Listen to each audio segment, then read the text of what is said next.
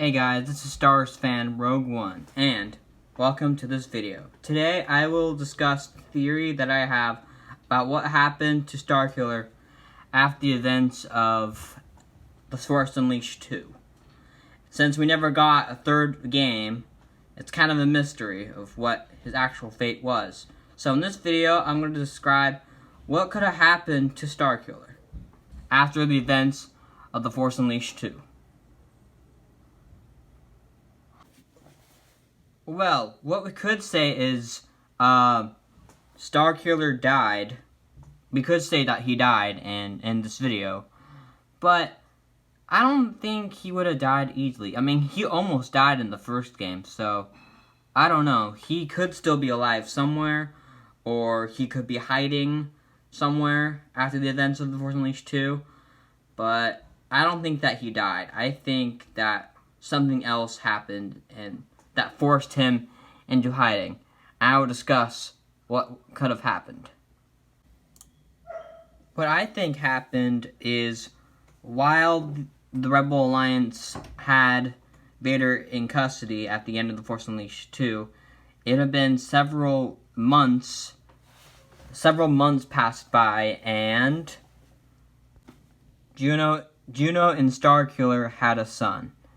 I have no idea who the son was, but I feel like their son is somewhere out there in the galaxy, like during the events of the original trilogy and the sequel trilogy. But I don't know who it could be. He's probably out there somewhere, but yeah, so I think that they had a son, and yeah, they had a son, and something happened to this son. I don't know what, but we'll get to that later. As we know, at the end of The Force Unleashed 2, Boba Fett did follow Starkiller and Juno's ship at the end of the game. So, I'm thinking, in those past months that they had Vader in his custody, Boba Fett was following them all along, and finally made his presence known.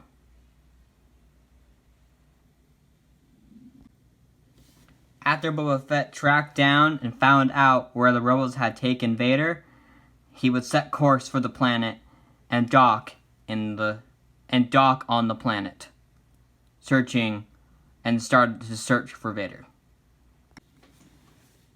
After this, Starkiller would sense that Boba Fett has come for Vader, and the alarms of the ship start to blare red, warning that there's been an intruder in the base.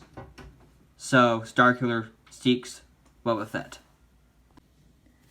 After sensing Boba Fett was on the ship, Starkiller would go to Juno and tell them to take their son and go hide somewhere.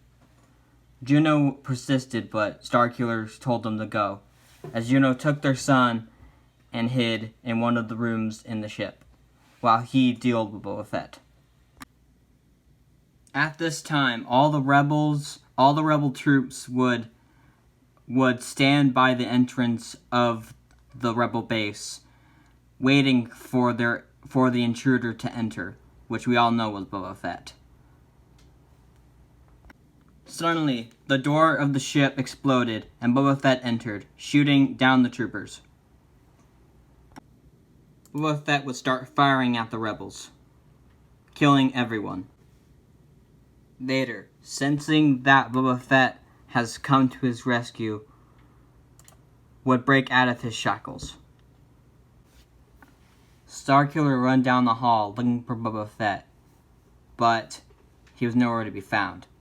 So he decided to go back, but stopped by Vader.